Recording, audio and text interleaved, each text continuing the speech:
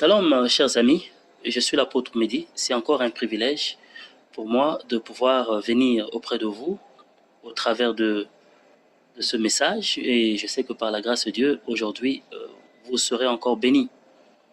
Alors ici à PCM Ministries, nous avons tendance à pouvoir apporter des messages pour votre édification et aujourd'hui, nous avons une personne spéciale sur le plateau qui va pouvoir nous parler de son témoignage, qui est un témoignage vraiment qui m'a personnellement marqué. Et je sais que par la grâce de Dieu, ça va aussi vous bénir. Alors, elle va se présenter elle-même et ensuite, nous allons commencer notre série aujourd'hui. Alors, bonjour, Maman Martine. Bonjour, apôtre.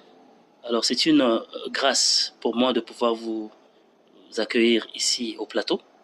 Et nous croyons fermement que le Seigneur vous a mis à cœur quelque chose de pouvoir nous partager. Alors, j'aimerais d'abord que vous puissiez vous présenter, où est-ce que vous venez et quel a été votre parcours. Je suis la sœur Martine. Je suis membre de l'église La Flamme, ministère des centres de réconciliation et de guérison spirituelle chez la prophétesse Alpha Elongo Moshua à Kinshasa, RDC. Merci pour la présentation. Alors, en parcourant votre livre sur le rescapé de la mort, j'ai pas mal lu quelques citations et aussi quelques chapitres qui m'ont tellement bouleversé. Parce que j'ai vu que votre parcours a été très difficile depuis l'enfance, votre naissance, vous avez souffert, le diable vous a beaucoup persécuté. Et vous avez été abandonné, vous avez été rejeté, vous avez été empoisonné et on a failli vous tuer, même aux prises de balles. Alors, aujourd'hui, j'aimerais vraiment que vous puissiez nous parler de vous, nous donner un aperçu sur votre témoignage. Alors, dans le livre, vous avez parlé, dans votre vie d'enfance, comment est-ce que vous êtes né et comment est-ce que, lors d'une certaine rébellion, vous avez été abandonné dans la brousse lorsque les parents, la famille avaient fui la guerre. Alors, j'aimerais que vous puissiez nous relater cette partie de votre témoignage. Qu'est-ce qui s'est passé en réalité? D'abord, lors de votre naissance, est-ce que vous êtes né normal? Est-ce que vous étiez malade? Est-ce que, ainsi de suite. Nous allons commencer petit à petit, on n'est pas pressé. Comment a été votre naissance? Vous êtes né où? Et qu'est-ce qui s'est passé à votre naissance? Merci beaucoup pour la question. Je suis née dans une petite ville dans l'arrière du pays, donc la région de Bandundu. En RDC. En RDC. Ma mère vivait chez son grand frère et c'est de là où elle a été engrossée, mais que l'auteur n'avait pas reconnu. Et au moment de la naissance, j'étais née, j'étais bien, il n'y avait pas de problème. Parce que ça, c'est d'après ma grand-mère qui m'a raconté un peu mon histoire.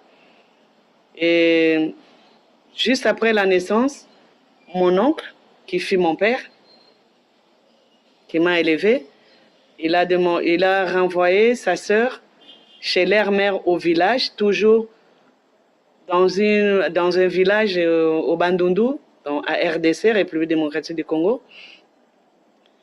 pour que sa maman puisse s'occuper de nous deux.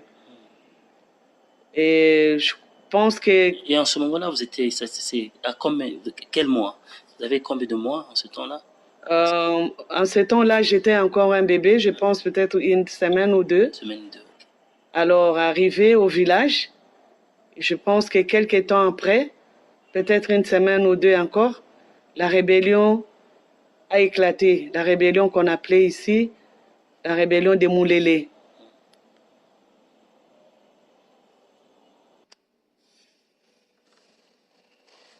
Alors, c'était la rébellion qu'on avait appelée la rébellion des Moulélé. C'était une rébellion qui s'est éclatée en 1964. Parce que moi, je suis née en Afrique.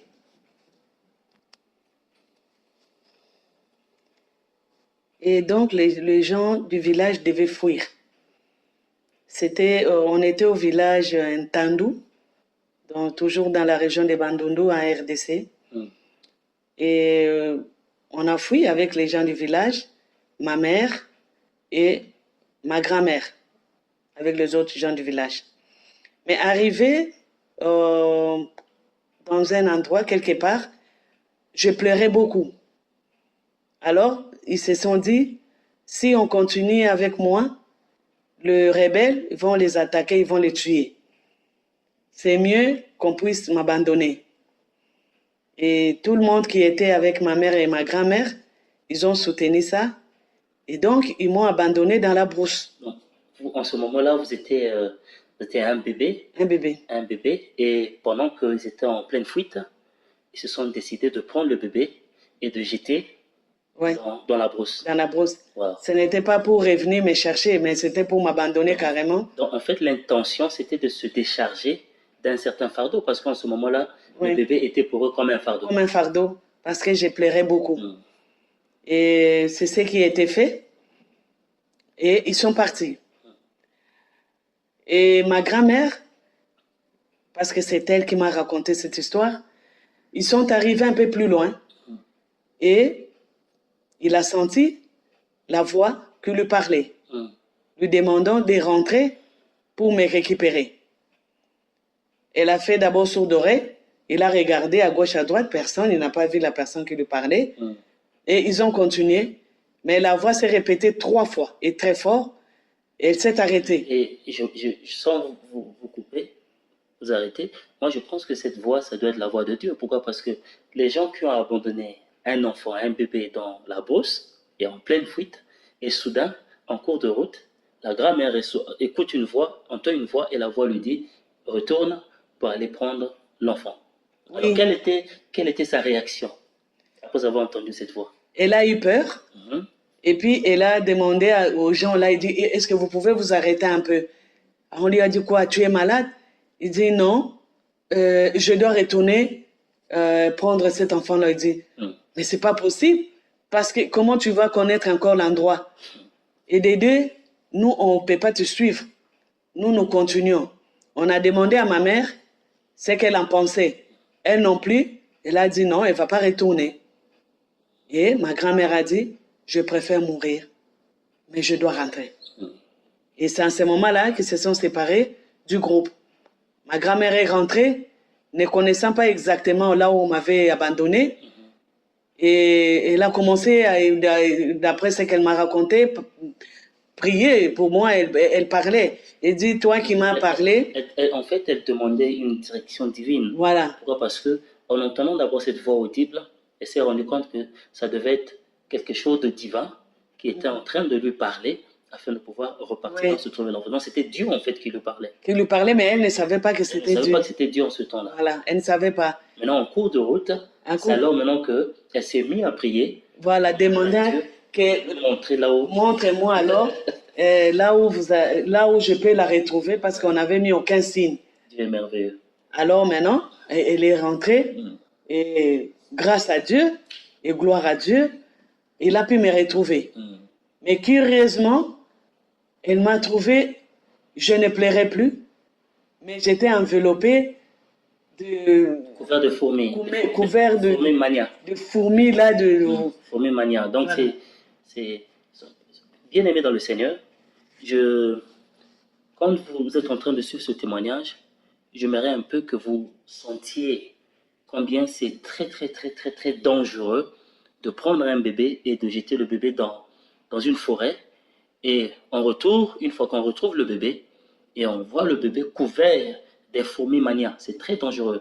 Ce sont des fourmis qui, certainement, étaient sur elle, de rentrer dans les oreilles, dans les yeux, et qui l'ont mordu, qui l'ont affecté l'état de sa peau. Vous voyez que c'est très, très difficile. Mais Dieu est tellement merveilleux du fait que, la grand-mère, quand elle est repartie, elle a retrouvé le bébé. Et 2, malgré qu'elle était couverte de fourmis, et que l'enfant ne pleurait plus, certainement parce que vous avez beaucoup pleuré, mais l'enfant était encore en vie et en bonne santé. Ça, c'est un miracle. C'est un miracle de Dieu. Et qu'est-ce qui est la suite? Elle m'a récupérée Et puis, elle ne pouvait plus continuer sur le même chemin parce que le rebelle s'avançait Voilà. et elle a Dans sa direction. dans sa direction. Alors, elle a fouille Elle était obligée de changer de changer de direction. Et là, maintenant, elle a rencontré d'autres personnes. Et ils ont fait chemin ensemble. Et je lui avais posé la question, et comment elle me nourrissait, elle m'a jamais dit. Elle vous a jamais raconté. Elle m'a jamais raconté. Vous a fait non. Grandir. Comment est-ce qu'elle quelques mois de l'argent pendant le temps là que vous étiez avec elle. Je ne sais pas, elle n'a jamais raconté ça. Que Dieu soit loué. Maintenant, nous, toujours dans le livre, vous avez parlé en dehors de cet événement qui s'était passé quand vous étiez rejeté à l'enfance, pendant que vous étiez abandonné dans la bourse, mais il y a aussi une situation qui m'a interpellé, c'est que quand vous avez grandi à un certain âge, jusqu'à un certain âge, vous n'avez jamais su qui était votre père. Pourquoi? Parce que vous n'avez pas grandi chez vous, vous avez grandi chez votre oncle, n'est-ce pas? Oui. Est-ce que vous pouvez me raconter qu'est-ce qui s'est passé? Comment est-ce que vous vous êtes retrouvé chez votre oncle? Quelle est la raison? Et votre oncle vous a fait grandir? Et c'est à quel âge que réellement vous avez su que ce n'était pas votre oncle et quelle était la situation? Allez-y petit à petit, pas encore. Merci encore. Quand j'avais parlé avec ma grand-mère, parce que cette histoire, elle m'a raconté, et elle m'a raconté ça quand j'avais 19 ans. C'est là où je l'ai rencontrée. Et quand elle m'a vu, elle a demandé à mon père si c'était bien moi. Elle a vu que c'était moi parce que je suis de teint clair parmi tous les enfants. Oui. Et elle a su que c'était moi. Et heureusement pour moi, j'ai fait mes études secondaires. Mais avant qu'on arrive là, parce que dans le livre, vous avez mentionné sur la mort de votre grand-mère. Vous avez parlé de la mort de la grand-mère, n'est-ce pas? La grand-mère est encore vivante? Non. Elle est morte. Donc, est-ce que c'était la situation qui a fait à ce que vous puissiez vous retrouver chez votre oncle quand la grand-mère était morte, ou bien l'oncle vous avait donné chez la grand-mère vous avait donné chez l'oncle? Dès que, non, en fait, quand la rébellion était finie, que l'armée congolaise avait récupéré tous ces villages-là, nous sommes rentrés dans mon oncle, a rappelé sa sœur et moi.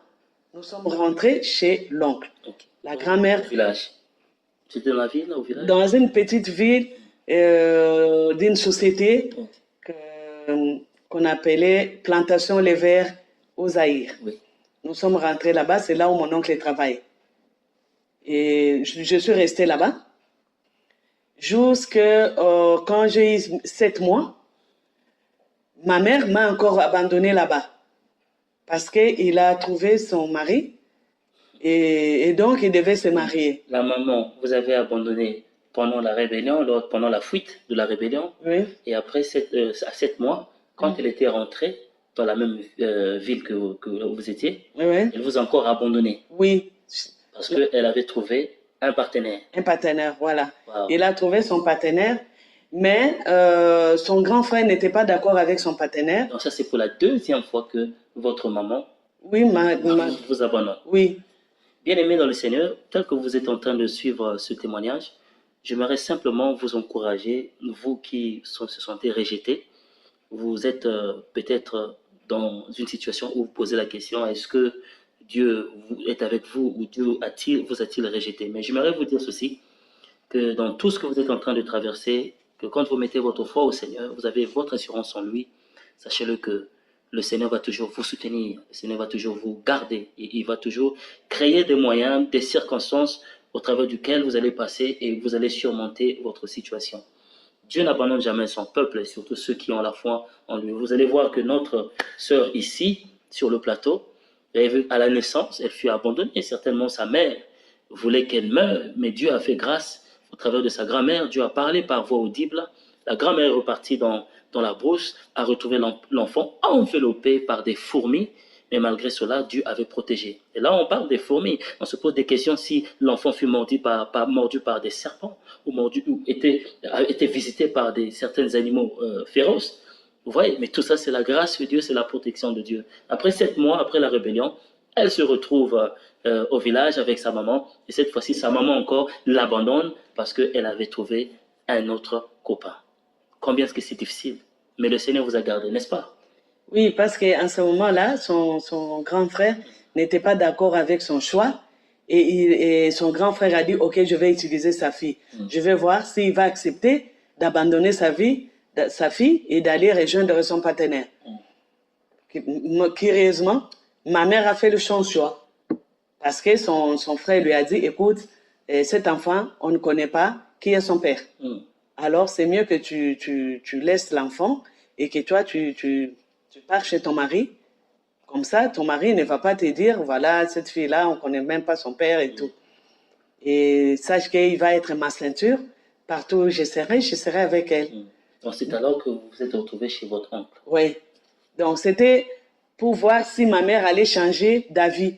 Pour dire non, je ne peux pas abandonner ma petite fille, autant mieux que je laisse. Mais elle avait fait son choix et elle est partie. Et elle m'a laissé chez son frère, donc mon oncle. Donc votre oncle vous a pris et a commencé à vous faire grandir. Vous êtes resté chez votre oncle jusqu'à quel âge? Jusqu'à l'âge adulte. Jusqu'à l'âge adulte. En tant que sa fille. Mais je ne savais pas du tout. Il n'était pas votre père biologique. Il n'était pas mon père biologique et qu'il était mon oncle. Ça, je ne savais pas. Alors, dans votre livre, Maman Martine, vous avez mentionné quelque chose, vous avez mentionné la circonstance au travers duquel vous avez su que votre oncle n'était pas votre père biologique. Et dans votre livre, vous avez dit que à cause de cette circonstance, vous avez perdu le goût, le désir de rester dans la maison de votre oncle. Et c'était là le début d'un nouveau chapitre dans votre vie. Quelle était cette circonstance? Oui, merci encore. Dans la famille telle qu'on grandissait, mon oncle avait sa première femme et la première femme avait eu des enfants. Oui. Et comme il m'avait adopté, parce que ça je l'ai su plus tard, donc j'étais quatrième de la famille. Alors, un jour, on était dans notre maison dans la ville de Kinshasa, à Lingwala, dans la commune de Lingwala, en fait. On s'est chamaillé avec ma soeur. Votre soeur cousine? Ma soeur cousine. C'est après que vous avez su? Oui, c'est après que je su que c'était ma cousine. On discutait d'un problème. Il y avait l'enfant de notre oncle paternel. En fait, pour moi, l'oncle maternel, mais que je ne savais pas. Alors, cet oncle paternel était mort et son fils était venu. Il a quitté les Bandundu, il est venu à Kinshasa, chez nous, pour rendre visite à son oncle paternel. Et donc, on regardait la télé. C'était une histoire banale. Nous regardons la télé à la maison, mais il y avait nos voisins qui voulaient aussi regarder la télévision avec nous. Et puis bon, je lui ai dit, écoute... Vous êtes mis à vous chamailler? Oui, parce que je voulais qu'on sorte la télé dehors. Sinon, notre cousin allait être également dépaysé. C'est alors qu'il me lancera pour me dire, écoute, toi, tu ne peux même pas me dire ça. On s'est chamaillé avec ma soeur cousine et qui m'a lancé directement que je n'étais pas sa soeur, qu'on m'avait ramassée. Donc, ça m'avait vraiment choquée. Et quelle était votre réaction une fois que vous avez su que ce n'était pas votre père? Non, j'avais perdu le goût de rester dans cette famille-là. J'ai imaginé beaucoup de choses. Et elle en avait dit dans un sens offensif? Oui, elle avait dit ça dans un sens offensif. Et cela vous avait offensé? Ça m'avait vraiment offensé et même troublé. Imaginez-vous un enfant ramassé. Comment vous pouvez Donc cela vous a ramené au passé. Vous avez pensé combien est-ce que vous avez vous été rejeté. Alors la personne que tu disais être ta sœur directe te dit encore que tu n'es pas sa sœur, tu es une cousine et on t'avait ramassé dans une brousse. Oui, c'était difficile pour moi Wow. parce que la grand-mère, quand m'a expliqué à 19 ans, elle m'avait pas dit que c'était pas mon père. Non, elle m'a rien dit de mes parents. C'est vrai que j'avais posé la question et directement, mon père, mon oncle est venu et il a parlé en langue du village avec sa mère. Oui. Et c'est là où on s'était arrêté. Donc, je n'avais pas su à cette époque-là que c'était mon oncle et que, voilà, je ne savais pas. Que Dieu soit loué. Nous allons un peu avancer un peu avec notre interview. En lisant votre livre, il y a un endroit où vous avez mentionné du poison. Vous avez mentionné sur le poison. Vous étiez empoisonné. J'aimerais savoir qu'est-ce qui était arrivé en ce temps-là. Vous étiez où? Qu'est-ce qui s'était passé? Vous étiez empoisonné dans quelles circonstances? Bon, là C'était encore, en quelle année? non, là, je pense que j'avais 6 ans. Vous avez 6 ans ce temps-là. À 6 ans, 7 ans-là. Vous étiez empoisonné. 6 ans, 7 ans, oui. J'étais empoisonnée, mais je ne savais pas. Bon, c'était dans la nourriture. La femme de mon oncle qui avait mis ce poison-là. Et comment est-ce que quelle était la circonstance? Très brièvement. Vous étiez à la maison et soudain, on vous a donné la nourriture ou bien. Je venais de l'école et comme tout enfant, j'avais faim. J'ai demandé à mon cousin et qui m'a dit, ah tiens, voilà la nourriture que maman t'a laissée, leur maman. J'ai dit, viens, on mange. J'ai dit, non, non, non, ça c'est particulièrement pour toi. Alors quand j'ai mangé, quelques temps après, je suis tombée malade. Donc l'autre enfant avait refusé de faire le partage de la nourriture, ni même de goûter cette nourriture-là. Il avait dit que la maman l'avait laissé pour moi. Rien que pour vous. Oui. Alors, j'ai mangé et quelques temps après, je suis tombée gravement malade. On peut même d'en mourir. Selon vous, Maman Martine, parce que quand j'essaie de vous entendre, je sens que c'est tout ce que vous racontez là est étrange. Un enfant, depuis la naissance, commence à être rejeté, abandonné. Vous pouvez chercher votre mort. Alors, à l'âge de entre 6 ans, 7 ans, on vous empoisonne encore. C'est quand même bizarre de voir comment est-ce que Satan, il poursuit la vie d'un enfant, poursuit la vie de quelqu'un depuis l'enfance. Pourquoi? Parce que cette personne-là a une destinée. Moi, j'aimerais savoir, quel est le motif derrière cette attaque du poison contre votre vie? Est-ce que vous vous êtes interrogé un jour dans votre vie, pourquoi est-ce qu'elle m'avait empoisonné? Est-ce que vous avez une idée de la raison pour laquelle cette dame l'avait fait?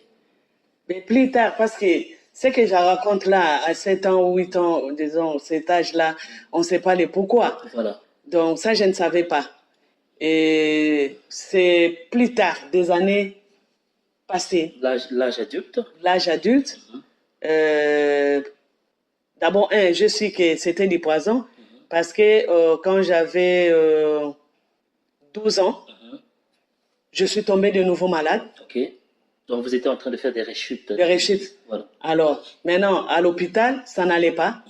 Et c'est à ce moment-là qu'on m'a amené chez les féticheurs. Donc, la raison pour laquelle, il faut bien préciser pour ceux qui sont en train de suivre, en ce moment-là, vous n'avez pas encore connu Jésus-Christ. Pas du tout. Vous étiez un enfant, vous vivez chez votre oncle, un autre oncle, et sa femme vous empoisonne, et vous ne connaissez pas la raison, vous tombez malade. Qui est-ce que vous avez amené chez le féticheur? Est-ce que c'est la même dame qui vous avait empoisonné, ou bien une autre personne? Non, c'était la femme de mon papa, mon oncle et papa. Voilà, ce n'était plus la même. Voilà, donc une tante quelconque vous a pris et vous a amené. Ouais. Donc, disons, oui, la femme de mon oncle qui m'a élevé. Okay. C'est elle. On lui a donné des conseils qui m'amènent chez les féticheurs parce qu'à l'hôpital, on ne voyait rien du tout. Voilà. Et c'est elle qui m'a amené parce que là, en ce moment-là, on était dans la province orientale, toujours en RDC. Donc là, j'essaie d'imaginer que c'était un poison diabolique. Pourquoi? Parce que un poison qui ne se fait même pas détecter par le scanner, ça veut dire que c'est un problème. Donc c'est quelque chose, des poisons maléfiques qu'elle a dû faire des fétiches dans le but de vous éliminer. Exactement. Voilà. Et quand nous sommes allés chez le féticheur, c'est alors qu'il racontera à ma marâtre, dont la femme de mon oncle, pour dire, écoutez, cette fille a été empoisonnée quand elle était encore enfant. Et c'est ça maintenant, c'est... Donc, c'est une femme, cette féticheuse qui vous a dit, Oui, c'est une femme. voilà, elle vous a dit que cet enfant, la raison pour laquelle elle tombe malade, Ouais. c'est parce qu'elle fut empoisonnée dans le bas âge. Exactement. Ah. Alors maintenant, et ils ont commencé à pratiquer Elle a fait ses traditions, ses rituels. Oui. Et puis, à ce moment-là, elle a donné des interdits pour dire que je ne peux pas manger de... Okay, donc, bref, donc c'était chez le féticheur que vous avez su que c'était le poison, ce qu'elle avait fait. Oui. Maintenant, après le féticheur, on ne va pas trop passer le temps chez le féticheur. Parce que le but de ce témoignage, c'est d'amener les gens vers Jésus et non chez le féticheur. Non. Bref, donc vous étiez informé sur la situation et maintenant, quelle était votre réaction après cela? Quelle était la réaction? Est-ce que vous vous êtes interrogé pourquoi est-ce qu'elle vous avait empoisonné, ces dames? Bon, tu vois, à 12 ans, je ne pouvais pas réfléchir comme ça. Maintenant, à l'âge adulte. Maintenant, c'est à l'âge adulte, je pense que j'avais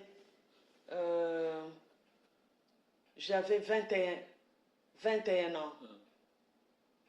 Donc, entre 21 ans et 22 ans, j'ai rencontré la femme de cet oncle-là, dans un deuil. Okay. La deuil où sa fille aînée avait perdu son mari. Et c'est quand elle a vu comment je m'étais occupée du deuil de sa fille, qu'elle me demandera pardon et me dira que quand j'étais enfant, chez elle, c'est elle qui m'avait empoisonné. Wow. Donc, l'heure de la vérité était arrivée. Oui. Je vois que, étant ignorante de la situation, vous vous êtes pas vengé, bien que vous avez appris. Vous n'êtes pas vengé, bien que vous étiez au courant que vous vous étiez empoisonné par quelqu'un. Oui. Vous pouvez imaginer que c'était cette dame-là, mais vous êtes resté tranquille.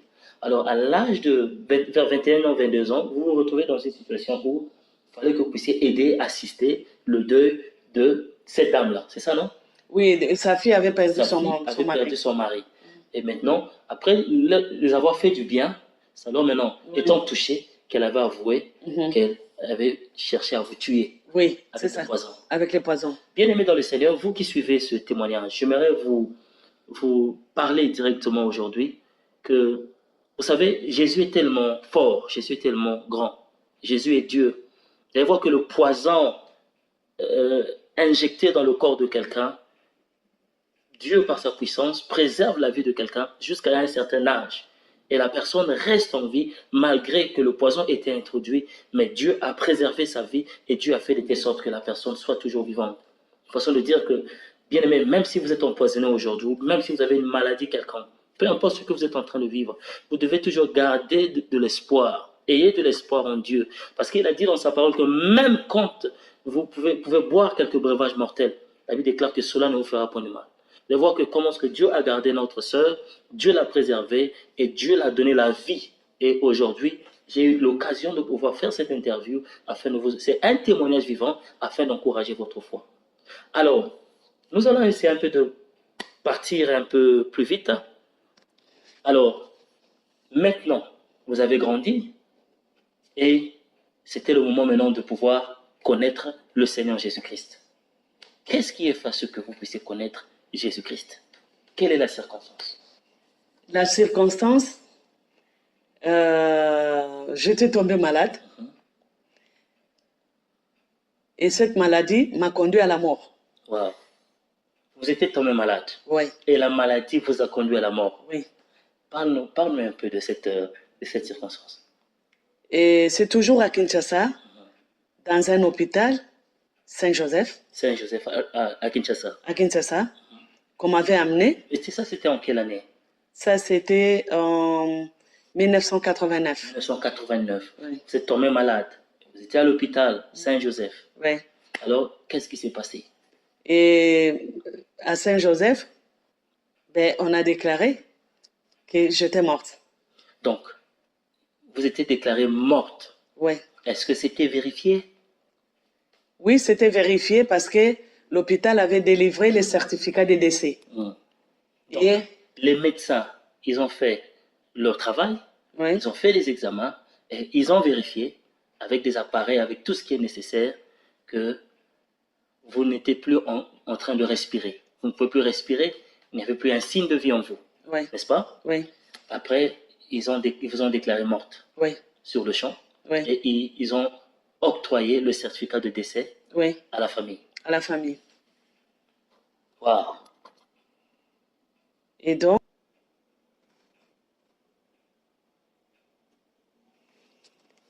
c'était à l'hôpital qu'on m'avait déclaré que j'étais déjà morte avec les certificats des décès qu'ils ont délivrés. Et en ce moment-là, il n'y avait pas la morgue, je pense que ce n'était pas encore bien. Et ils nous ont donné une ambulance pour qu'on m'amène à la morgue de l'hôpital général. Vous étiez morte. Vous étiez morte. Comment est-ce que vous avez su quand vous avez donné une ambulance? Parce qu'il y a ceux qui sont en train de suivre, ils vont dire, mais elle était morte, on a donné le certificat de décès à qui? C'était à qui qu'on avait donné le certificat de décès? Oui. Il y avait des gens de la famille? Il y avait les gens de la famille, parce qu'en ce moment, j'habitais chez ma cousine, donc la fille... Donc disons, c'est votre cousine qui était là à votre côté? À mes côtés, et c'est elle qui m'a raconté ce qui s'était passé réellement. Et... À cet état-là, quand vous étiez déjà morte, vous ne pouvez pas vous souvenir de quelque chose? Non, je ne pouvais pas. Bon. Et c'est à ce moment-là, ils ont pris l'ambulance pour quitter Saint-Joseph, qui était dans une commune délimitée, et l'hôpital général Mama Yemo, c'est dans une autre commune, à Lingwala. Et à Lingwala également, c'était là où se trouvait notre maison familiale. Ok. Dans le même quartier? Dans le même quartier. Et en cours de route, ma cousine... Dans l'ambulance? Dans l'ambulance, a demandé au chauffeur. Le corps est derrière? Le corps est derrière. Le certificat de décès entre les mains de ta cousine. Oui. Le chauffeur est là. Oui. Maintenant, votre cousine demande au chauffeur un service. Exactement. Les services qu'il demandait au chauffeur, c'était d'aller d'abord dans la maison familiale, comme c'est dans le même quartier que l'hôpital général, d'aller d'abord dans la maison familiale, annoncer à la famille que vous étiez mort. Oui, mon décès. Okay. Bien aimé dans le Seigneur, vous voyez combien est-ce que c'est étrange. Une personne tombe malade, sérieusement malade. C'était quelle maladie? Vous avez une idée de ce que vous avez souffert? Malaria. C'était juste le palu. Le palu. Donc c'est le palu qui vous avait ôté la vie. Oui. Donc vous allez voir qu'une personne qui a souffert du palu se retrouve à l'hôpital et puis on la déclare morte. On le met dans l'ambulance, le corps derrière, le certificat de décès entre les mains de sa cousine, et soudain, en cours de route, en direction de la morgue, soudain, la cousine a la pensée de pouvoir demander au chauffeur de pouvoir se diriger d'abord à la maison familiale afin d'annoncer à la famille, parce qu'en ce temps-là, j'imagine que même les téléphones cellulaires n'étaient pas encore là. Ce temps-là, c'était pas encore là. Non, c'était pas encore là. C'était pas encore là. Non. Donc, c'est quand même mystérieux de savoir comment est-ce que Dieu travaille. Alors, qu'est-ce qui s'est passé une fois arrivé chez votre famille? Est-ce que le chauffeur avait accepté ou bien il avait refusé d'arriver chez votre maison familiale? D'emblée, le chauffeur avait refusé parce qu'il a dit, c'est déjà un cadavre et moi, on m'a demandé d'aller vous déposer à la morgue, non pas d'aller dans des maisons. Et maintenant, il a supplié pour lui dire, moi, je ne suis qu'un enfant aussi. Mais notre papa est ici, il faut qu'il sache déjà la nuit. Et comme ça, le lendemain, nous allons tous nous retrouver à la morgue. Voilà. Et le chauffeur a dû accepter parce que on devait lui ajouter quelque chose.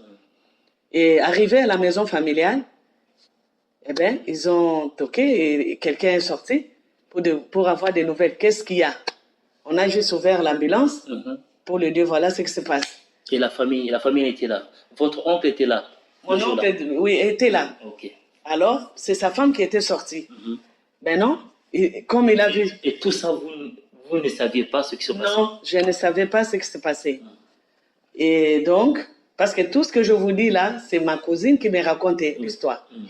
Alors, sa femme est rentrée vite l'appeler, viens, sors, il y a un problème dehors. C'est quand mon père, enfin mon oncle, est sorti, qu'il a constaté ça et il a demandé, c'est quoi le problème? On dit non. Ben, on lui a dit non. Votre fille est morte. Votre fille est morte. Il dit jamais. Où est les documents? On lui a donné le certificat de décès. Et c'est lui qui a déchiré. Et il a demandé. Il a pris le certificat de décès. Il a déchiré. Et il a déchiré. Oui. Wow. Il a déchiré. Et puis, il a dit au chauffeur, je vais t'ajouter de l'argent, amène-nous dans un autre hôpital. Et le chauffeur a dû accepter. Au lieu de m'amener à la morgue, ils m'ont ramené dans un autre hôpital, aux cliniques Ngaliema de Kinshasa. Wow. Mais là, vous étiez toujours morte. Là, j'étais toujours morte. Pourquoi est-ce que votre oncle, soudain, il prend le certificat de décès, il déchire, et puis il a une idée, l'idée de vous amener ailleurs? C'était pour faire encore un autre constat, pour que vous, si ailleurs, peut-être qu'il va encore confirmer si vous étiez réellement... Oui, pour lui, il disait qu'il doit rentrer là-bas pour qu'on confirme, parce que j'étais déjà hospitalisée là-bas et j'avais fait un mois et demi. Et ce n'est qu'une semaine après que j'étais morte. Ah, ok. C'était un peu ça pour lui. Il devait s'assurer si réellement... Brièvement, faute du temps, nous devons avancer. Quand vous êtes arrivé dans l'autre hôpital, on vous a amené en tant que cadavre, vous étiez morte. On vous amène à l'hôpital. Les médecins là-bas, ils vous ont examiné, ils ont examiné le corps. Et quel était le constat?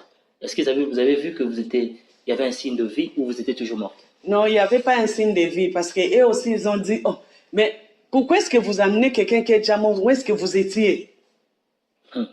Alors, ils ont dit, on était à un autre hôpital. Mais comme il y avait plusieurs médecins, chacun donnait son point de vue.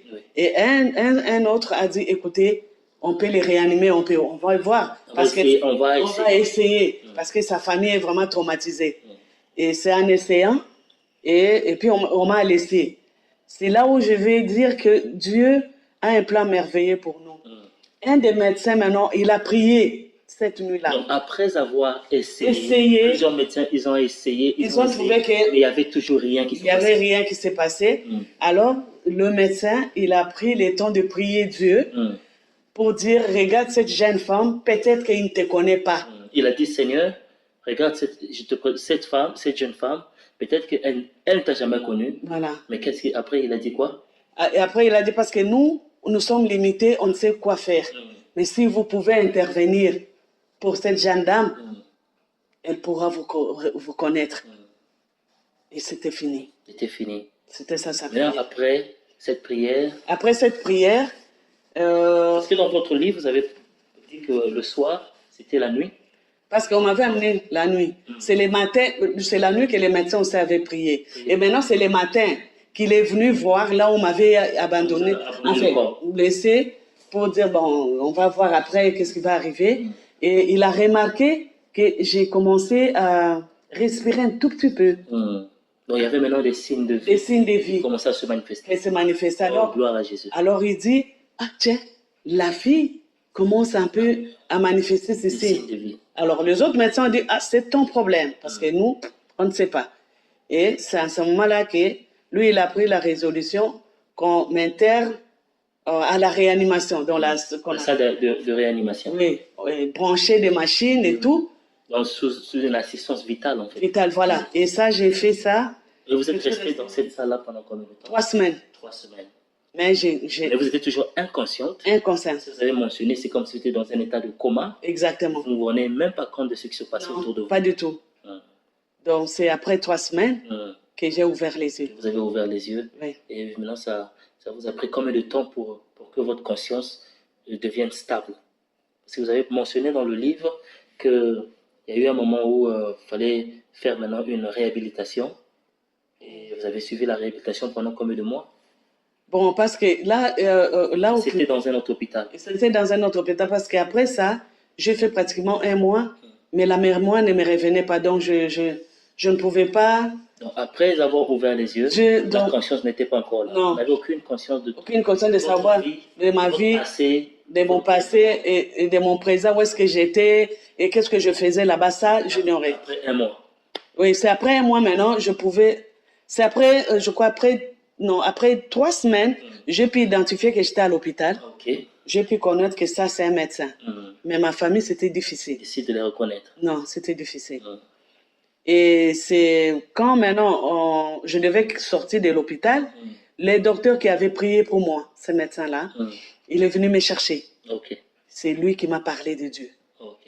Donc en fait, c'est pour dire que votre conversion, disons, votre délivrance est passée par au travers du même médecin. Oui. Et c'est le même médecin qui était encore revenu, une fois que votre conscience avait repris, qui vous a parlé de Dieu. Exactement.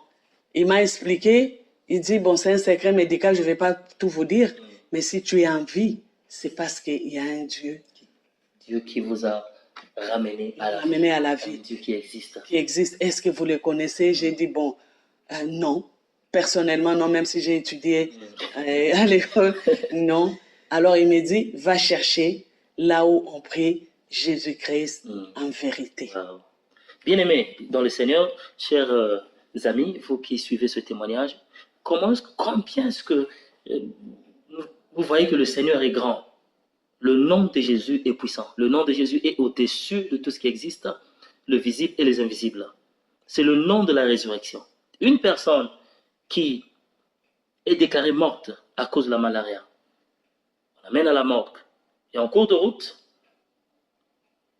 sa cousine a eu l'idée de pouvoir convaincre le chauffeur afin qu'il puisse dévier de direction et d'abord partir dans la maison familiale afin d'annoncer aux parents. Bien que le chauffeur avait refusé, mais il a accepté. Il arrive là-bas, l'oncle tient le certificat de décès et il déchire le certificat de décès. Il dit non, je ne suis pas tellement convaincu, il faut qu'on aille encore à un autre hôpital. Il part dans l'autre hôpital, on fait le constat et on se rend compte que la personne est morte. Et tous les médecins à tour de rôle passent, repassent, ils essayent leur technique, ça n'a pas marché et ils ont déclaré que cette personne est morte. Alors, l'un des médecins, il eut le courage de pouvoir prier, dire Seigneur, fais grâce si tu peux. Et le matin, comme on l'avait amené le soir, le matin, il revient et il observe qu'il y a des signes de vie. Vous voyez ce que le nom de Jésus peut. Le nom de Jésus est plus que l'oxygène. Peut-être que pendant que nous sommes en train de donner ce témoignage, ou elle est en train de donner ce témoignage, bien aimé, vous êtes sur le lit de l'hôpital. Vous êtes en train de suivre au travers de votre iPad, iPhone, téléphone cellulaire, vous êtes connecté avec votre laptop, ordinateur. Mais j'aimerais vous dire ceci qui est de l'espoir pour vous. Peut-être que vous êtes sous assistance vitale, vous avez des machines et vous respirez sous des machines, vous vous dites est-ce que vous pouvez respirer? Mais j'aimerais vous dire que l'Esprit de Dieu, c'est de l'air pour vous, pour votre respiration. Si vous mettez votre foi au Seigneur, la Bible déclare que celui qui invoquera le nom du Seigneur Jésus sera sauvé. Si vous pouvez invoquer son nom, même dans cet état, peut-être que vous ne pouvez pas dire quelque chose avec votre bouche, mais dans votre cœur, vous pouvez invoquer son nom. Comme le Seigneur a ressuscité notre sœur, le Seigneur aussi va pouvoir amener la résurrection dans votre vie. Ce n'est pas le moment de dire que vous allez mourir. Ce n'est pas le temps, bien-aimé. C'est le temps de croire. Parce que Dieu a réservé une bonne vie pour vous. Alors, là, nous allons passer, faute du temps. Donc là, vous avez repris vie, le médecin qui avait prié pour votre résurrection, le même médecin vous a parlé de Jésus-Christ, vous êtes normal. Maintenant, vous vous êtes retrouvé dans le livre, vous avez mentionné, vous êtes retrouvé dans, c'était une cellule de prière. Oui. Et c'est dans cette cellule-là que vous avez connu au sujet de Jésus-Christ. Et vous avez fait même les cours bibliques.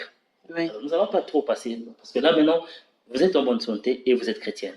C'est ça? Oui. Que Dieu soit loué. Alors, vous pouvez parler un peu de votre mariage. Parce que c'est un point qui m'a beaucoup touché. Le jour de votre mariage. C'est bizarre. C'est quand même bizarre. Certains points, nous n'allons pas mentionner dans cette interview. Ça, c'est dans le livre, parce que faute du temps, nous ne saurons pas vraiment tout dire. Mais, le jour de votre mariage, ça n'a pas été facile. Ça n'a pas été du tout facile. Et j'ignorais que je ne pouvais pas me marier. Et donc, je connais Ça, c'est avec le père de votre fils. Avec le père de mon fils. Je Le connais mariage. les jours du Dans le mariage. livre, vous avez mentionné pas mal de choses. Oui. Et je me suis même posé la question, je dis, mais Seigneur, comment est-ce qu'une personne peut aller de problème en problème et ne peut pas sourire même un seul jour dans sa vie? Même quand il y a une grande bénédiction qui arrive, il y a toujours encore un problème qui arrive. Ce n'était pas un problème, mais c'était des problèmes. C'était Vous des pouvez mentionner ces problèmes? Le problème, c'est que les jours de mon mariage coutumier, on a voulu arrêter mon chauffeur. D'abord, le premier obstacle, c'était l'arrestation de mon chauffeur. Le même jour. Le même jour. Pendant que vous étiez en plein préparatif Pour du mariage, de la cérémonie, la cérémonie, et on l'arrête. arrête le chauffeur. C'est pour vous empêcher de pouvoir Oui. être active. Active. Voilà. Deuxième obstacle, c'était le mari est arrivé dans la maison familiale et il descendait de la voiture et directement un fou. Donc, votre mari, votre époux, Oui. arrive là où se passe la cérémonie Oui. et soudain, C'est un fou. un fou, non, quand même, un fou, Un fou. un vrai fou. Un vrai fou. Sorti de je ne sais où. J'imagine les fous en RDC, les fous, comment ils sont? Les fous en RDC, ils sont dangereux, Oui, très dangereux, très sales, très sale. et ils sortent du néant. Il sort de néant. Et qu'est-ce qui s'est passé? Il a attrapé les maris. Il a attrapé votre mari. Oui. Est-ce qu'il se connaissait? Non, pas du tout. Mais comment est-ce qu'il vient attraper le mari sans problème? C'est toujours le combat du monde des ténèbres. C'est le combat du monde des ténèbres. Donc, il attrape et il voulait les tuer. Le fou Oui. a saisi votre mari et avait l'intention de le tuer devant tout le monde. Devant tout le monde. My God. Et il lui a dit, qui es-tu pour épouser cette femme? Est-ce que tu as l'argent? Parce que cette femme m'appartient. Le diable, c'est un menteur. Et il a bousculé. Et derrière le mari, c'était une grande caniveau. Donc, si il était tombé dans ces caniveaux-là, eh bien, c'était la mort. Wow. Gloire à Dieu. Il s'est battu. Il a lutté juste Il a pour lutté, s'est détaché de ce fou-là. Et les gens ont récupéré le fou. Et il est entré. Wow. Là, c'était le deuxième obstacle. Le deuxième Il a obstacle. failli tuer le mari en pleine cérémonie. En pleine cérémonie. Par un fou. Par un fou. Ça, Troisième obstacle, ma sœur qui devait ramener mes cassettes chrétiennes pour la cérémonie, eh bien, il a connu un grand accident. Donc, votre sœur, pendant qu'elle effectuait les courses, oui, pour venir me rejoindre. Pour rejoindre à la cérémonie, soudain, elle fait un accident horrible, mortel. Mortel. Ça, c'est le troisième. Le troisième. En un jour. En un jour. Wow. Et le quatrième obstacle. Mais elle n'était pas morte. Non, elle n'était pas morte. Le Seigneur l'avait protégée. Le Seigneur l'avait protégée. Et le quatrième point. Le quatrième point, toute la nourriture qu'on avait préparée pour la belle famille, eh bien, c'était pourri. Donc, arrivé, vous avez surmonté toutes ces trois épreuves. Oui, ma soeur n'était pas arrivée à la cérémonie. Elle n'était plus arrivée. Non, il n'était plus arrivé. À cause de l'accident. À cause de l'accident. On l'avait amené directement à l'hôpital. Parce que c'était très grave. Très grave. Ah, Seigneur. C'était vraiment mortel. Alors, là, il y a trois événements qui viennent de se passer déjà dans le même jour, pendant le temps de la cérémonie. Maintenant, la cérémonie commence. La nourriture qu'on a préparée, quand on présente la nourriture, et qu'est-ce qu'on dit? Que la nourriture, après avoir goûté, on se rend compte que toute la nourriture était pourrie. Pourrie. Ça veut dire que Satan ne voulait pas que vous ayez le sourire ce jour-là. Oui. C'est-à-dire qu'il voulait vous priver de votre bénédiction. Exactement. C'était ça en fait, c'était son jeu. Il voulait vous détruire.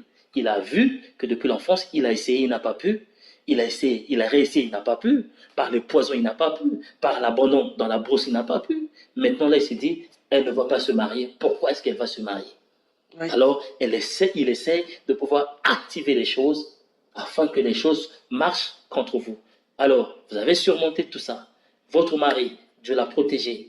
Il n'est pas mort après l'attaque du fou. Votre sœur qui a fait l'accident mortel, elle n'était pas morte. On l'a menée à l'hôpital le même jour. On a arrêté votre chauffeur afin de vous empêcher de faire les courses. Ça, vous avez surmonté. Vous arrivez quand même là à la cérémonie et on vous dit que la nourriture est pourrie. Oui. Waouh! C'était horrible. C'est pas facile. Pas facile. Et l'oncle paternel de mon mari, il a pris le micro et il a parlé des choses. Il a dit, même si vous nous donnez la nourriture des morts,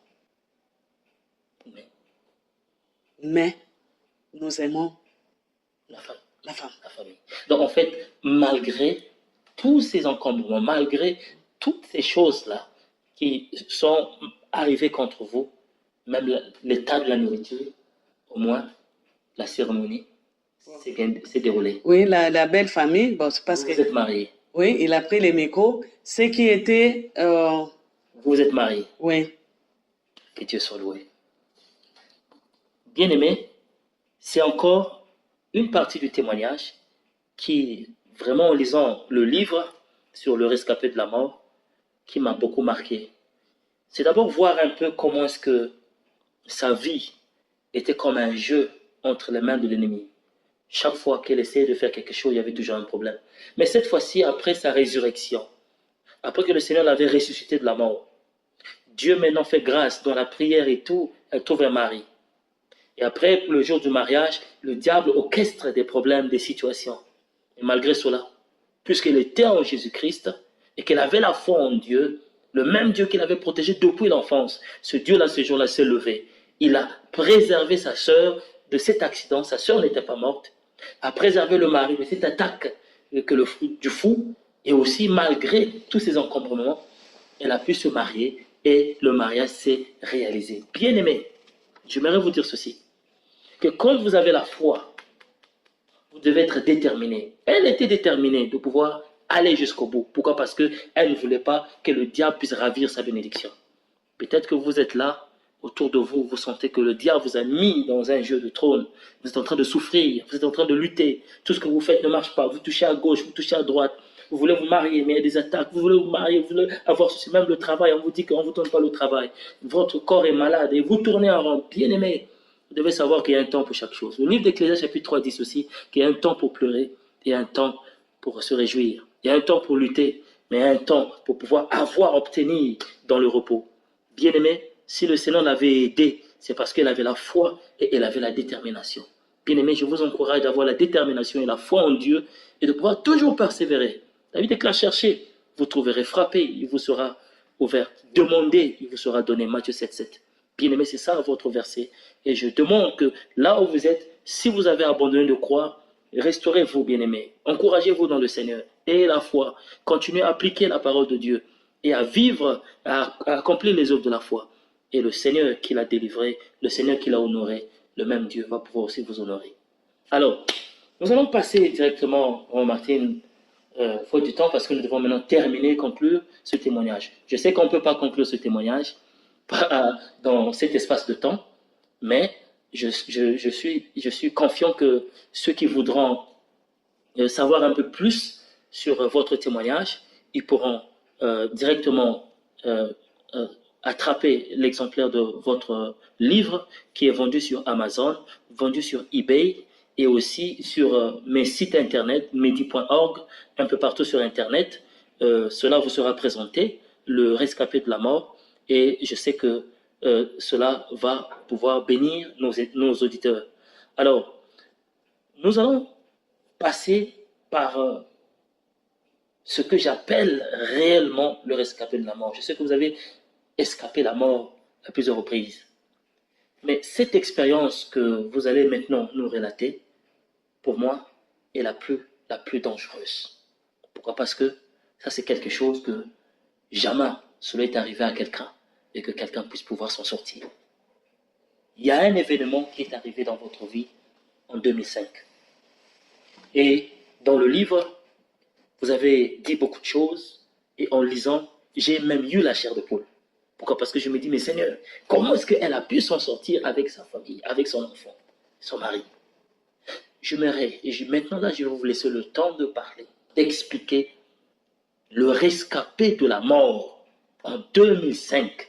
Qu'est-ce qui vous est arrivé, cher rescapé? Merci beaucoup, apôtre Kennedy. C'est vraiment difficile pour moi de témoigner aujourd'hui à cause de ces événements du passé. C'était au mois d'avril, la nuit du 12 au 13 avril 2005. Nous étions visités, comme on dit, par une attaque à main armée. Ils sont entrés dans la maison aux environs de 2h40. C'était des gens identifiables? Non.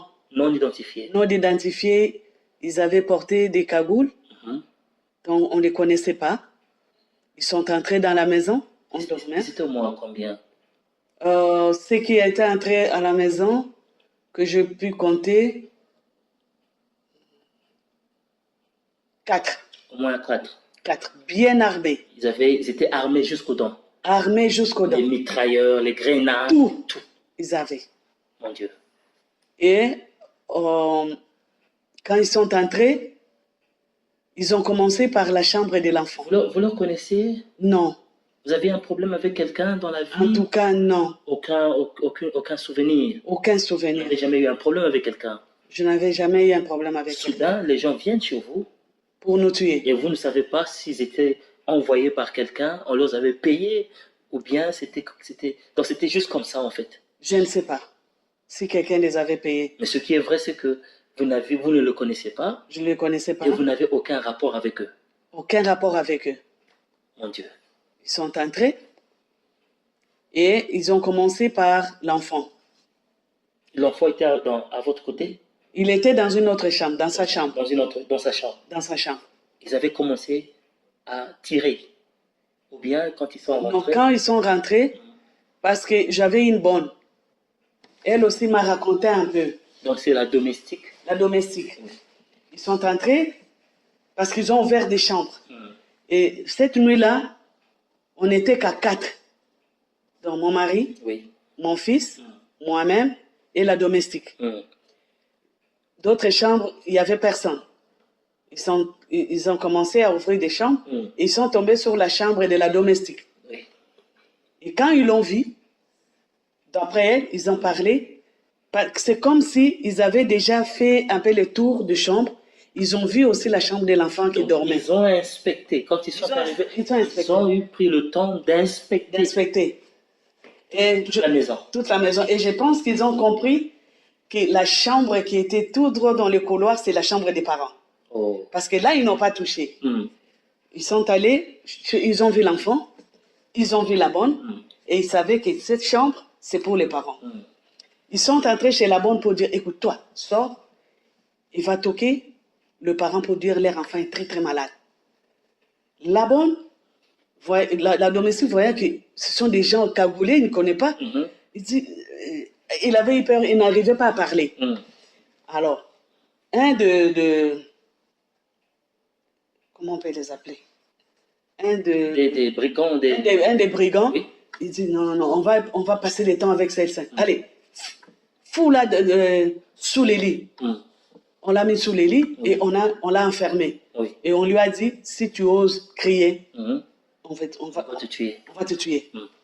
Et on l'a enfermé. Ils sont allés chez l'enfant, ils ont bougé l'enfant, et l'enfant s'est réveillé. Il a vu des gens qui le connaissaient. L'enfant avait quel âge? Il avait 11 ans. Il avait 11 ans. 11 ans. Okay. Alors, l'enfant a fui. Il a claqué la porte et il est venu directement dans notre chambre. Moi, dans le sommeil, j'entendais quelqu'un crier. Et c'était à quelle heure approximative? Ça devait être 2h40, 3h. 2h du matin. 2h du matin, 2h40. Donc, on s'approchait de 3h du matin. Et j'entendais papa, papa, papa. Moi, je pensais que l'enfant avait fait du cauchemar. Mais au moment où je pensais ça, la porte de la chambre était ouverte. J'ai vu l'enfant et derrière lui, un des brigands. Directement, il a ouvert les feux. Il a commencé à tirer. Il a commencé à tirer. Tirer en direction de votre chambre ou bien en direction de l'enfant? Ils sont entrés déjà dans notre chambre. Et vous étiez là, dans la chambre? Nous, sur les lits. Et sur le lit? Oui. Wow. Vous n'avez même pas eu le temps de vous cacher? Pas du tout. Sur le lit comme ça? Sur le lit, c'était brisque. Et ils ont tiré sur l'enfant. Derrière, parce que l'enfant, oui. Le monsieur là, le brigand là, a tiré sur lui. J'ai vu l'enfant sauter et il est venu tomber. L'enfant sautait comme ça? Dieu a fait... Vous ne pouvez même pas expliquer? Je ne peux même pas expliquer. Parce qu'on tire sur un enfant de 11 ans directement, sur lui comme ça, face à face, dans la chambre, et l'enfant saute surnaturellement comme ça, et l'enfant se retrouve sur le lit là où vous étiez. Là où nous étions. Et moi, je me suis levé et j'ai crié Jésus-Christ de Nazareth. Et pour moi, l'enfant était mort. Alors, je bondis sur les brigands. Donc, vous vous êtes allé sur le brigand? Allé sur les brigands pour qu'ils me tuent, parce que ça ne servait à rien. Parce qu'il avait déjà... Vous pensiez qu'il avait tué l'enfant. Or, il y a quelque chose qui s'était passé. En tirant sur l'enfant, Dieu a fait déplacer l'enfant d'un coup comme ça. D'un coup, la balle n'était pas rentrée dans l'enfant. Non. Seigneur. L'enfant avait du sang. C'est comme s'il y avait du sang. Comme s'il y avait du sang. Mais c'est comme si la balle n'était pas entrée. Non, la balle n'était pas entrée. Il y avait du sang, mais la balle n'était pas entrée. Et cette balle est entrée dans un petit frigo. Donc la même balle a traversé l'enfant par l'enfant est allée rentrer dans le frigo. Dans le frigo. Et vous aviez vu le trou de la balle après. Continuez, allez-y. Alors je bondis sur les brigands pour qu'ils me tuent. C'est à ce moment-là qu'il a pris la crosse de l'arme, il m'a cassé les bras. Donc il a pris la main, c'est ça non? Le bras de l'arme. De l'arme. De la mitrailleuse. Et puis il vous a cogné. Il m'a cogné. Parce que vous l'avez tenu. Oui, parce que moi je l'ai tenu. Votre main. Oui. Et à ce moment-là. Il a brisé votre main. Il a brisé mon bras ici. Ici. C'est cette. Ici. Et mon mari également, il dit non, il faut qu'on s'occupe de lui. Il faut qu'on le fasse sortir de la chambre. Mais maintenant, on se tourne là, maman. Pour ceux qui sont en train de nous écouter, on se tourne là. Ils étaient à l'entrée de la porte de votre chambre. Celui qui tue, quand vous étiez là, quand ils tiraient dans la chambre. Dans la chambre même. Ils étaient au nombre de combien, ceux qui étaient rentrés dans la chambre? C'est le premier qui était entré. Le premier était rentré, bien armé, et bien tiré. Les autres étaient encore au salon. Et les autres étaient derrière lui. Derrière lui, juste derrière lui. Juste derrière lui. Maintenant, quand... Le fait que vous vous êtes sursauté sur le premier... Et donc les autres ne pouvaient pas... Ça a empêché maintenant aux autres de vous tirer. Oui, parce que leur ami leur donnait les dos. Le dos. Voilà. Ok, je vois. Ils donnaient les dos. C'était juste à l'entrée de la porte. Donc, en fait, ils étaient comme ça. Allez-y. Devant, disons, déjà dans la chambre. Et nous, on s'est bousculé devant la porte. On voulait qu'on les fasse sortir. Et on a réussi. Moi et mon mari, on a réussi à pousser ces brigands, sortir, et on a enfermé maintenant la porte de la chambre. Et nous avons pris le deux garde-robes, nous avons plaqué sur la porte. On se disait, ils sont venus pour voler. Mais malheureusement, ce n'était pas le cas. Ils ont commencé à tirer sur la porte avec des armes lourdes. Parce que notre porte était métallique. Donc c'était difficile quand même de casser. Ils ont cassé les murs, ils n'ont pas pu. Et maintenant, ils ont commencé à tirer maintenant sur la porte métallique. Et ils ont cassé la serrure. Et maintenant, ils sont entrés. Donc, ils sont entrés maintenant dans votre porte, la porte de nouveau. La chambre. Dans la chambre. Maintenant, à ce moment-là, vous étiez où quand ils sont rentrés? Vous étiez à terre, sous le lit? Non, non, pas du tout. On était debout parce qu'on empêchait les garde-robes de tomber sur nous. Et ils étaient nombreux. Moi, j'étais qu'avec mon mari. Quelle force je devais avoir? Rien du tout. Et la garde-robe s'est tournée. Et ils sont entrés. Ceux qui étaient entrés, ils étaient à 3. Un s'est occupé du mari. 2 autres se sont occupés de toi, de moi et de mon fils. Ce que moi j'avais fait, On n'était pas tombé, j'étais debout. J'ai juste demandé à l'enfant de rester derrière moi et de me serrer et de suivre mes mouvements. J'étais debout, des brigands, l'un à gauche, l'autre à droite. Et debout, ils tiraient. Il s'est mis à tirer en face de vous. Les balles. Les balles. La mitrailleuse tirait comme ça. Tirer. Et l'enfant, derrière vous, il vous a serré. Donc, vous avez préféré protéger l'enfant. Exactement. Que vous-même, vous puissiez mourir. Que moi-même, je puisse mourir. Parce que quand on a réussi d'abord à faire sortir les brigands là, j'ai prié. J'ai dit, Seigneur, tu m'as dit, au jour de la détresse, invoque-moi. Amen. Et je te répondrai. Amen. C'est cette prière. Je te délivrerai. Je te délivrerai. C'est cette prière que j'avais faite. Amen. Et je lui ai dit, ici, il n'y a personne qui peut nous délivrer. Jérémie 33, verset 3. Il n'y a que toi. Parce qu'avant que ces gens n'arrivent, tu connais. Que ta seule volonté soit faite. Amen. Amen. Et gloire à Dieu, ce jour-là, notre chambre n'avait pas de courant. Donc il n'y avait pas de lumière dans la chambre. Il n'y avait pas de lumière dans la chambre. Toute la maison avait de la lumière, sauf la chambre de l'enfant et notre chambre. C'est tout. Et s'il y en avait, ça devait être pire. Je n'allais pas témoigner ce que je suis en train de parler aujourd'hui. Mais non, moi ce que je n'arrive pas à comprendre, je sais que Dieu, il est mystérieux. Dieu, c'est le génie. C'est le génie dans toute sa hauteur et sa profondeur. Et Dieu agit de façon mystérieuse. On ne peut pas expliquer comment est-ce que Dieu agit avec les termes humains. Mais comment est-ce que les brigands en face de vous dans la chambre, ils tirent sur vous avec les armes lourdes, mais les cartouches sont en train de s'envoler de gauche à droite, sans pour autant vous atteindre? Oui, je ne sais pas. Mais je voyais ça sortir parce que je reconnaissais ça. La nuit, c'est... Vous entendez c'est avec le feu. Quand le ça feu sort comme ça. Oui, et puis Ça rentre, ça touche partout. Oui, partout, parce que trous, vous voyez les trous partout. Les murs. Ça a cassé les fenêtres, les vitres. Les vitres. Tout Donc cassé. ça sort comme ça. Et donc il tirait en désordre. Mais rien. Rien. Vous étiez toujours debout. J'étais toujours debout. Ah, Jésus. J'étais toujours debout. Bien aimé, la Bible déclare que l'ange de l'Éternel campe autour de ceux qui le craignent. Il les arrache du danger. Vous pouvez... Comment est-ce que vous... Même moi, je ne peux pas expliquer ceci.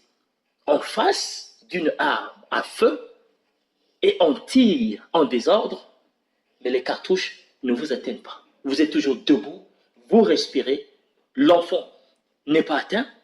Et il ne criait pas. Et il ne criait pas. Non. Mais vous étiez toujours là debout. J'étais toujours là debout. Seigneur. Ah, Jésus. Mais je vous dis aussi que je n'avais pas d'habit. Mais est-ce que vous avez quand même... Il y a eu un moment où vous avez eu peur, où vous vous êtes dit, ah, ça peut-être la mort, hein? Peut-être c'est la mort, hein? Peut-être que je peux mourir ici, hein? Est-ce que ce moment-là vous êtes arrivé? Non, parce que... Vous n'avez pas eu peur? Vous n'avez même pas pensé à la mort? En tout cas, sincèrement, non. C'est comme si quelque chose vous avait pris. Voilà. Vous n'étiez plus sur place. Donc, comme si je n'étais plus sur place. En tout cas, je ne pensais pas. C'est surnaturel. C'est vraiment surnaturel. Je ne pensais pas à ça. C'est surnaturel. De nature, je suis peureuse. De nature. Naturellement, toute ma famille, mes amis. Souvent, vous avez peur. Et d'ailleurs, s'il y a un militaire devant moi, je ne sais même pas qu'est-ce que je dois faire. Mais ces jours-là. Ces jours-là, c'était comme si quelqu'un qui était ivre. Oui, Dieu, pour moi... Il vous avait serré. Il m'a serré. Il a fait un miracle que je ne pouvais même... Parce que moi, au vu déjà de ça, je devais déjà mourir. Naturellement, tel que j'étais, au vu seulement de ces messieurs-là, j'allais déjà mourir. Mais Dieu n'a pas permis. Et ce qui est encore choquant, c'est qu'ils se sont dit, on tire, mais ils ne meurent pas. C'est ce qu'eux ils se sont dit. Les deux étaient là. Ils ont dit, mais comment est-ce qu'on tire sur elle? Alors, elle ne meurt pas. Elle ne meurt pas. Ils disent, bon, alors ils se sont entendus pour que chacun tire à son tour. À son tour, donc à tour de rôle. À tour de rôle, donc. L'un s'occupe de moi, l'autre de l'enfant. Ah. Qu'est-ce que vous leur avez fait? Rien. J'ai rien du tout. Mais c'est parce que le diable Oui, Vous il faut... n'étiez pas satisfaite Non. du fait que vous avez traversé pas mal Oui. des problèmes jusqu'à mourir. Et Dieu vous a ramené à la vie. En fait, le diable ne voulait pas que aujourd'hui ce témoignage soit enregistré. Il ne voulait pas que vous puissiez vivre et témoigner sur la grandeur de Dieu. C'est ça. Seigneur. Et aujourd'hui, je me retrouve en RDC. Et aujourd'hui, nous avons l'occasion de pouvoir faire ce témoignage pour la gloire de Jésus. Combien est-ce que ce Dieu est grand? Combien est-ce qu'il est merveilleux? Maman, faute du temps, j'aimerais un peu brièvement essayer un peu de nous détailler la suite de l'événement. La suite, quand ils se sont dit, chacun tire à tour de rôle. Oui. L'autre a commencé, il devait tirer sur l'enfant. J'ai vu la trajectoire qu'il a fixée et j'ai compris que c'était... La tête. Il visait la tête. La tête de l'enfant. De l'enfant. Dès qu'il a ouvert le feu, j'ai pris juste mon bras. Tu as pris ton bras droite. J'ai cogné l'enfant. Tu as cogné l'enfant comme ça? Oui. Donc tu as frappé fort. Fort l'enfant. Sur l'enfant. Parce que vous avez vu la trajectoire qu'il avait pointé l'arme sur la tête de l'enfant. La tête de l'enfant. L'enfant est tombé. Pour que l'enfant tombe. Oui, et l'enfant est tombé. Et la balle là. La balle est passée. Est passée. Maintenant, c'est lui. Vous n'avez pas touché l'enfant. Non. Parce que l'enfant était déjà à terre. Ça, c'est Dieu qui est en train de vous guider. Oui. Et maintenant, c'est lui qui était à ma gauche. Oui. Parce que j'ai tourné et l'enfant est tombé. Le temps que je puisse retourner de nouveau, celui de gauche m'a tiré ici. On vous a tiré à la ceinture ici. À la ceinture. Aux côtes. Aux côtes. Waouh. Et c'est ça, c'est ce qui m'a fait tomber. Et maintenant, c'est ce qui vous avait fait tomber. Mais sinon, jusqu'à cette heure-là, vous étiez en train de résister comme une vraie combattante de Jésus-Christ. De Jésus-Christ. Et je suis tombée. Et quand la balle, on vous a tiré, c'est alors maintenant que ça vous a renversé par terre. J'étais par terre. J'étais par terre. Est-ce que quand la balle vous avait touché, est-ce que vous êtes dit que maintenant là vous êtes mort? Non. Mais vous ne savez même pas. En fait, à cet instant-là, quand je suis tombée, j'avais perdu connaissance. Vous avez perdu connaissance. Ça, c'est Dieu. Oui. Dieu. Je ne sais pas ce que Dieu fait de telle sorte que vous tombiez. Et que je ne respire plus. Perdre connaissance, vous ne pouvez plus respirer. Voilà. Mais vous étiez encore en vie. J'étais encore en vie. Quelle stratégie? Maintenant, les brigands sont venus. Ils sont venus pour s'assurer si on était mort. Ils ont commencé. Là, cette partie-là, c'est l'enfant qui me raconte. Parce que moi, je n'avais plus du tout la conscience. La conscience, oui. Ils ont touché l'enfant, comme on fait dans un film des acteurs. Tu vois, on te touche, avec les bras, deux. Pour essayer de voir s'il y a des mouvements. Alors, maintenant, lui, l'esprit lui dit, fais comme si tu es mort. Tu es mort et un acteur. Un enfant de 11 ans. On lui touche. Et puis, il y a une voix qui lui dit, fais semblant de mourir. De mourir. Fais comme si tu es dans un film avec l'acteur. Parce que c'est ça que lui m'a raconté. Alors, on l'a fait un, et il a laissé. 2, 3. Alors, l'autre a dit, il est déjà mort. Il est déjà mort. Il a dit ça à Nigala. Parce que l'enfant a dit, il a parlé à Nigala. Il est déjà mort. Il est déjà mort. Et l'autre vient, moi j'étais tombée comme ça, face au sol. Au sol. Et il est venu derrière mon dos pour entendre si je respirais. Et je ne respirais plus. Ça, c'était le Seigneur aussi. Ça, c'était le Seigneur. Et il a dit à l'autre, elle aussi, elle est morte. C'était une prévention, en fait, provisoire. Provisoire. Et ils sont sortis. Ils sont sortis. Et quelques temps après, mon mari a crié. Martine, on m'a tué. C'est le mari maintenant qui dit que lui aussi on l'a tué. Oui, il a... Mais maintenant, en ce moment-là, vous avez pu entendre. J'ai pu entendre. Ok. Alors, j'étais revenu vers moi. Quoi? On a tué quelqu'un? C'est là où vous avez repris conscience. Conscience? Oui. On a tué quelqu'un? Oh. Alors, je commence à prier. J'ai dit, Seigneur, il ne peut pas mourir. Parce que lui, il est très compliqué. Et il faut qu'il sache que Dieu existe et qu'il est capable de nous délivrer. Amen. Seigneur, qu'il ne meurt pas. Et j'ai entendu la prière de l'enfant qui disait, Seigneur, tu m'as dit que mes parents vont me voir grandir et qu'il ne peut pas mourir. Or, je n'ai pas encore grandi. C'est merveilleux. Je n'ai pas grandi. Ça, c'est l'enfant qui dit, Seigneur, tu avais promis de garder mes parents jusqu'à ce que je grandisse. Voilà, mais là, je n'ai pas grandi. Un enfant de 11 ans. Voilà. Wow. Alors, il ne faut pas qu'il meure. Le Seigneur a entendu la prière d'un enfant. D'un enfant. Il ne faut pas qu'il meure. Et je lui ai dit, on a attendu. 30 minutes passées. Je voulais me réveiller pour voir là où on l'avait tué. Parce que je me suis réveillée, j'ai dit, ah, je n'étais pas morte.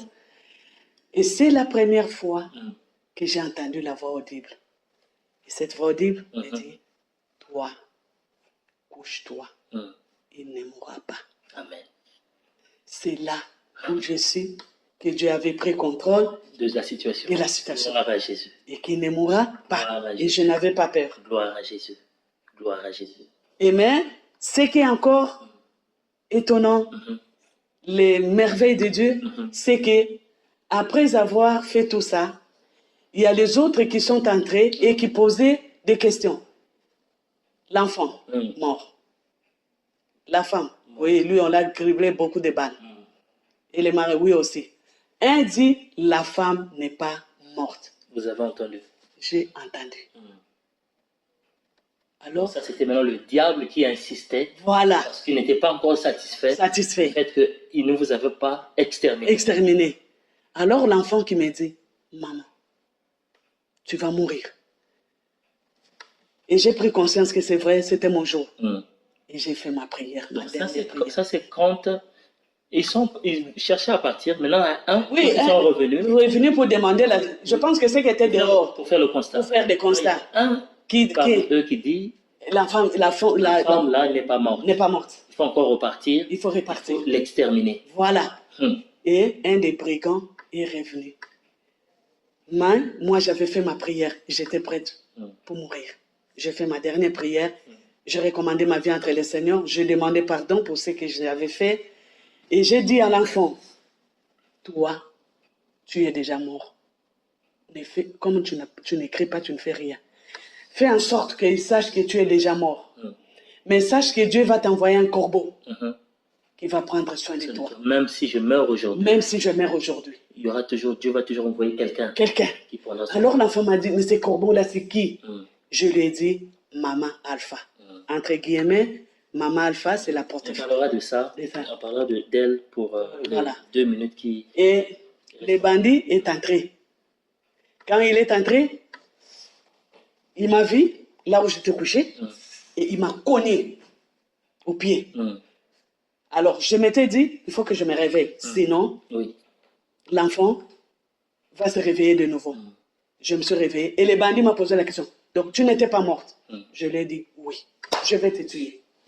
Il a planté là, à la poitrine. À la poitrine. Je vais te tuer.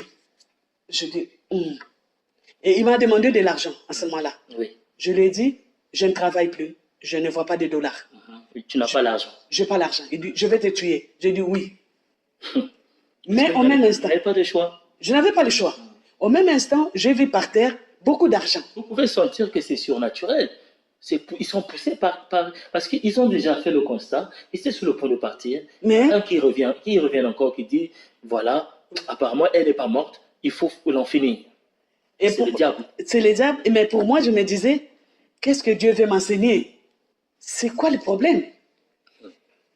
Et maintenant, les bandits, le brigand là, il me dit, dans l'argent, je n'avais pas. Et d'un coup, j'ai vu l'argent par terre, mais ce n'était pas des dollars. Je ne sais pas ce que lui, il avait vu. Je lui ai montré. Il y avait quand même quelques billets. Quelques billets là, mais c'est insignifiant. Voilà, c'était des 100 francs congolais. 100 francs congolais. Donc c'était par terre. Par terre. Qui a amené, je ne sais pas. Je commençais à prendre. L'argent qui est sorti, je ne sais pas comment. La circonstance qui fait que l'argent soit par terre. Je ne sais pas. Au même moment. Au même moment. Dans la chambre. Dans la chambre. J'ai pris cet argent-là. Et vous l'avez donné. Je lui ai donné. Je pense que lui, il avait vu des dollars. Je pense que Dieu avait transformé ça. Lui cherchait les dollars. Les dollars. Mais tandis que c'était des francs congolais. Francs congolais, 100 francs. Maintenant, lui, quand tu l'as remis, il était satisfait parce qu'il avait, c'est comme si pour lui, il avait vu les dollars. Je pense. Et je l'ai donné. Après, maintenant, il a remis l'arme. Il dit, je vais te tuer. Il a remis l'arme sur votre poitrine. Oui, sur mon poitrine. Il voulait tirer. Il voulait tirer. Il n'a pas pu. Il a fait quelques pas et il a tiré. Non. Il a fait quelques pas et puis il m'a pointé l'arme un peu à une distance. Il n'a pas pu et il a tiré ça. Donc, au lieu de tirer sur votre poitrine comme il voulait le faire, soudain, il n'a pas pu vraiment Non. tirer sur vous. Non. Et soudain, qu'est-ce qu'il a fait? Il a tiré. Il a plutôt tiré sur la toiture. Sur la toiture. Et je suis tombé. Vous êtes tombé. Oui, il est reparti. Maintenant, vous, dans cet état-là, vous avez peur que les balles étaient rentrées, peut-être que vous étiez mort. Je ne sais plus du tout.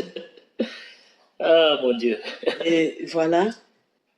Et qu'est-ce qui l'a poussé vraiment à tirer en haut au lieu de tirer sur vous? C'est Dieu. Ça, ce n'est que le Seigneur. Et les autres dehors se sont dit, il vient de la finir. Exactement. Maintenant, allons-y. Allons-y. Waouh. Ils sont partis. Faute du temps, nous allons arrêter ce témoignage, Maman Martine, ici. Ça, c'est un témoignage qui est tellement bouleversant de voir comment est-ce que le Seigneur vous a gardé depuis l'enfance. Étant bébé, vous avez, les parents ont fui la guerre, en cours de route, ils vous ont jeté dans la brousse parce que pour leur propre protection, vous étiez abandonné. Après, quelque part, un peu plus tard, la grand-mère revient, elle retrouve l'enfant. Et une fois qu'il lui dit, repars prendre l'enfant, elle est repartie, elle retrouve l'enfant couvert de fourmis. Elle ne savait même pas où est-ce qu'elle avait aussi jeté l'enfant, mais Dieu l'avait guidé. Vous étiez empoisonné à plusieurs reprises, vous êtes tombé malade, vous étiez déclaré morte. Et par la grâce de Dieu, le médecin a prié et vous êtes revenu à la vie. Dieu vous a donné ressuscité. Et ensuite, tout le long de votre parcours, c'était difficile parce qu'il y a beaucoup de choses que vous avez écrites dans le livre, mais que nous ne pouvons pas dire en ce moment. Mais je bénis le Seigneur du fait qu'il m'a fait grâce de pouvoir permettre à ce que je sois sur votre parcours, afin que je puisse pouvoir prendre ce témoignage et partager à ceux qui sont au dehors. Et le but de ce témoignage, c'est de pouvoir encourager, fortifier et interpeller la conscience de plusieurs qui pensent que Dieu est mort, qui pensent que Dieu n'existe pas, qui pensent que Dieu oublie ses enfants. Mais je peux dire aujourd'hui que Dieu travaille de façon mystérieuse. Les voix de Dieu sont différentes de nos voix. C'est quand nous avons confiance en lui, quand nous appuyons sur sa parole, quand nous n'abandonnons pas sa parole. Le livre de Josué chapitre 1 dit ceci, que ce livre de la loi ne s'éloigne pas de ta bouche. C'est-à-dire que la parole de Dieu ne s'éloigne pas de ta bouche. Médite-la jour et nuit. C'est alors que tu prospéreras dans toutes tes entreprises. Il y a aussi des versets bibliques qui disent que même si vous passez par le feu, parce qu'on parle des armes à feu, donc même si vous passez par le feu, le feu ne peut pas vous consumer.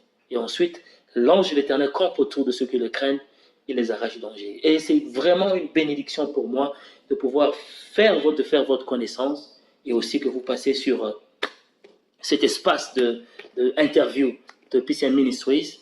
C'est une bénédiction pour moi de pouvoir entendre votre témoignage. J'ai déjà acheté mon exemplaire du livre et je pense qu'il y a aussi plusieurs qui sont en train de suivre et qui vont pouvoir peut-être chercher où se trouve le livre parce qu'ils veulent savoir plus sur vos témoignages parce que vous avez souffert. C'est toute une vie que vous ne pouvez pas relater toute une vie en une heure. Donc vraiment, ça a été une bénédiction. Mais sans plus tarder, j'ai senti que depuis que je vous ai rencontré, vous parlez de quelqu'un. Vous parlez d'une certaine dame, une certaine prophétesse, au travers duquel le Seigneur vous a forgé, le Seigneur vous a formé. Et si vous avez eu la paix dans votre vie, premièrement, c'est à cause de Jésus-Christ. Et c'est parce que cette dame vous a montré le chemin de Jésus. Alors, j'aimerais que brièvement, en une minute, qui est cette dame dans votre vie? Brièvement. Elle occupe une grande place dans ma vie. Après, mon Dieu, c'est elle. C'est elle. Elle est c'est comme votre mère spirituelle. Ma mère spirituelle. Elle vous soutient. Elle me soutient en tout. Elle m'assiste. Et depuis que vous avez fait connaissance d'elle, votre vie a changé. A beaucoup changé. Elle est qui? C'est une prophétesse? Comment est-ce qu'elle s'appelle? C'est une servante de Dieu. Elle est prophétesse. Elle s'appelle Alpha Elongo Moshua. Elle est la vision et la visionnaire de l'église La Flamme. Là où vous êtes. Là où je suis. En tant que servante de Dieu. Je travaille en tant que servante à Kinshasa. À Kinshasa. Dans quel quartier? À Kasavubu. Ok. Bien aimé dans le Seigneur, merci. Parce que c'était très important de numérer cela dans le témoignage. Bien-aimés dans le Seigneur, vraiment merci pour votre attention et merci d'avoir suivi ce témoignage qui m'a vraiment béni, qui m'a édifié, qui m'a fortifié. Aujourd'hui, même pendant que je parle, je me sens encore en forme et je me dis, ben, si elle a traversé tout ça et qu'elle n'est pas morte, le Seigneur l'a délivrée, pourquoi pas moi? Tout ce que je suis en train de vivre, ben, le Seigneur aussi va me délivrer. Et peut-être que vous aussi, vous êtes en train de vous poser des questions, vous êtes en train de pleurer, vous êtes en train de... Mais vous devez savoir une chose, que Dieu, il est à côté de vous. Parce que Jésus n'a pas dit que je serai avec vous, mais il a dit je suis avec vous tous les jours jusqu'à la fin des temps. Il dit je suis. Donc c'est le présent.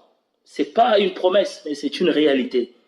Et le Seigneur est à côté d'elle, a toujours été à côté d'elle depuis l'enfance jusqu'à aujourd'hui. Dieu est à côté d'elle et aujourd'hui Dieu a permis qu'elle soit vivante et que malgré toutes ces attaques de mort, et ces expériences de mort, de la résurrection jusqu'à l'attaque, aux attaques à main armée, le Seigneur l'a délivrée. C'est pourquoi elle a intitulé ce livre Le rescapé de la mort. Bien-aimés, là où vous êtes, vous aussi vous pouvez rescaper la mort si vous mettez votre foi en Jésus.